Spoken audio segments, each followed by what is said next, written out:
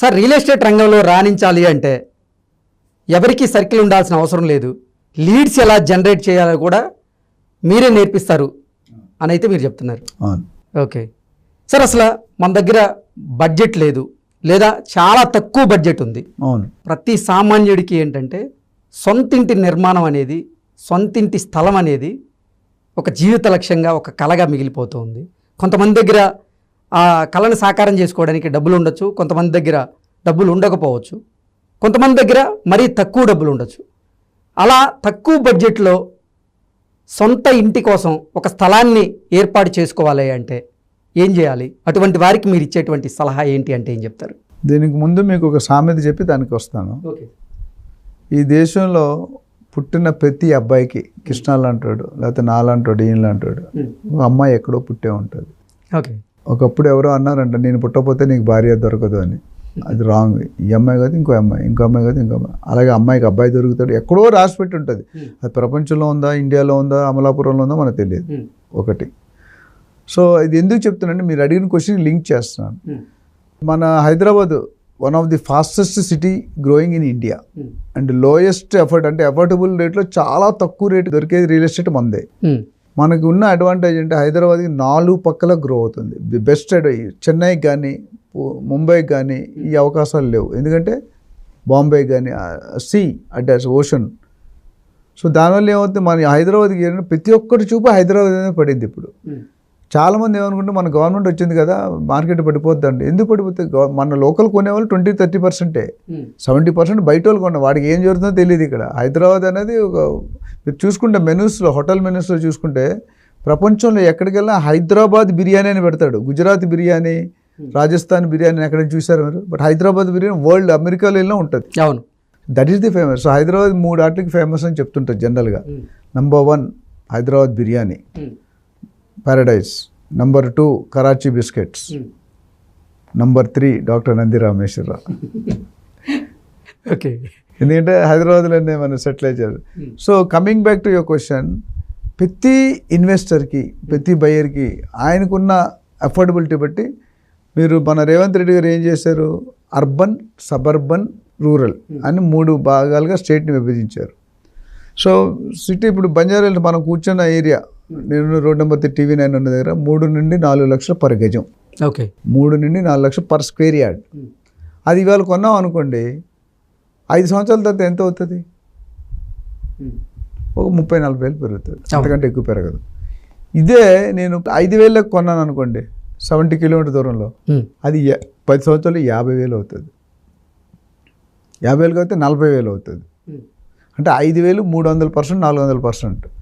So మనకి పిండి కొలిది రొట్టి, జితనా ఆట ఉత్తనా రోటీ అనే సామెత ఉంది మనకి.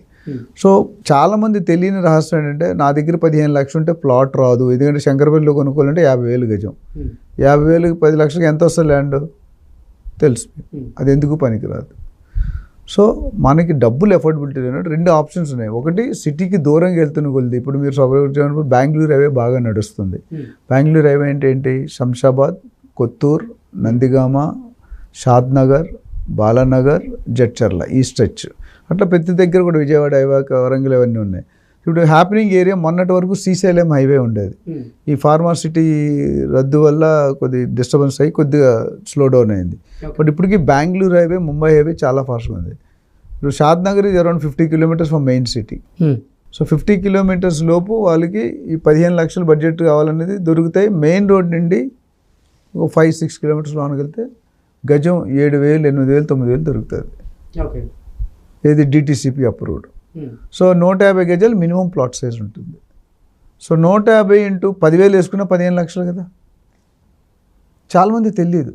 అంతా మార్కెట్లో 30,000, 40,000 ఉన్నారు ఆ రేంజ్. ఇప్పుడు స్టార్ హోటల్ దోశ ఉందనుకో, బండి మీద కొనుక్కుంటే మనకి 30-40 రూపాయలు. కామాత్ హోటల్లో కొనుక్కుంటే 100-120 రూపాయలు. కృష్ణాపురాయికి వెళ్తే 500-600 రూపాయలు.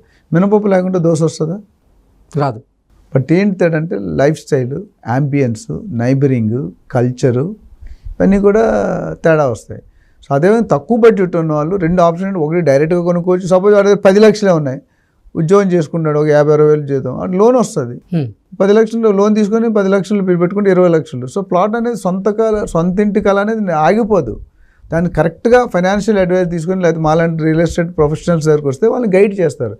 ప్రతి బడ్జెట్కి ప్లాట్ ఉంటుంది, అది ఎక్కడ ఉంటుంది అనేది మనం ఒకటే స్పాట్లో. ఇప్పుడు షాద్ నగర్ శంషాబాద్ దగ్గర మనం 10,000 కొనలేము, మనం అక్కడ ఆల్రెడీ 1 lakh అయిపోయింది రేటు.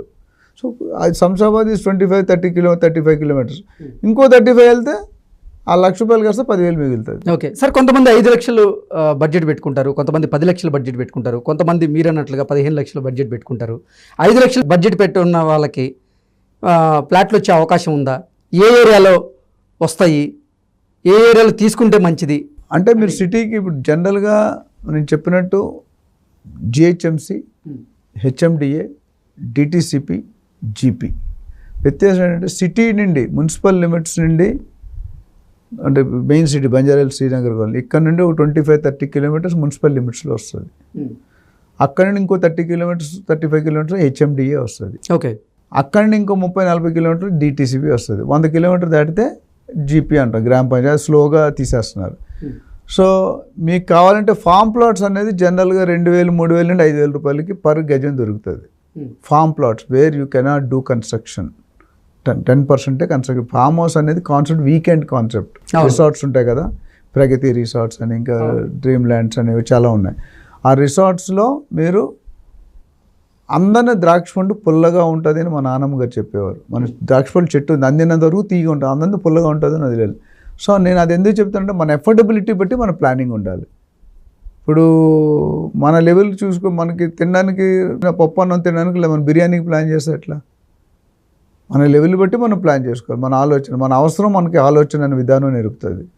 సో 5 లక్షలు కొన్ని కూడా దూరంగా వెళ్తే దొరుకుతుంది. ఎంతో కొంత ఒక గుంట అంటే 121 స్క్వేర్ యార్డ్స్ దొరికిపోతుంది. 121లో ఇల్లు కట్టవచ్చు, 1000 గజాలు ఇల్లు కట్టవచ్చు, ఎకరంలో ఇల్లు కట్టవచ్చు. మన స్టేట్ ఆఫ్ అఫైర్స్ 1 గుంట లేదా 2 గుంటాస్. సో దొరుకుతాయి. 5 లక్షలు అంటే దూరంగా వెళ్ళాలి. ఒకటే వాళ్ళు డబ్బులు ఎంత తక్కువ ఉంటే అంత దూరం వెళ్ళాలి, డబ్బులు ఎంత ఎక్కువ ఉంటే అంత దగ్గర ఉంటుంది. సో వాళ్ళకి ఎక్కడ ఉంటాయి, ఏం దొరుకుతాయి అనే దానికి గైడెన్స్ కావాలంటే మనల్ని సంప్రదిస్తే మనం వాళ్ళని గైడ్ చేస్తాం. మనకు అపాయింట్మెంట్ తీసుకోవాలి, 1 hour స్లాట్, నామినల్ ఫీజు ఉంటుంది సీరియస్నెస్ చూడడానికి.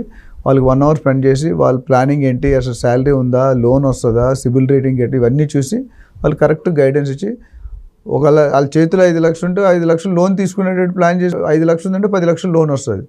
అప్పుడు కూడా 150 గజాలు సిటీలో అంటే 60-70 కిలోమీటర్లు దొరికిపోతుంది మీకు. ఓకే. సో హైవే ఫేసింగ్ ఎప్పుడు కూడా ఎక్కువ ఉంటుంది. హైవే నుండి లోన్కి వెళ్తే రేట్ తగ్గుతుంది. ఇప్పుడు for example main highway commercial 30,000 ఉంది, ఒక 1 కిలోమీటర్ వెళ్తే 15,000 ఉంది, 3-4 కిలోమీటర్స్ వెళ్తే 8,000 ఉంది, 10 కిలోమీటర్స్ వెళ్తే 3,000 ఉంది. So it depends upon what is your affordability. Okay sir, మీ అమూల్యమైనటువంటి సలహాలను, సూచనలను మా ప్రేక్షకులకు అందించారు. Thank you so much. Thank you.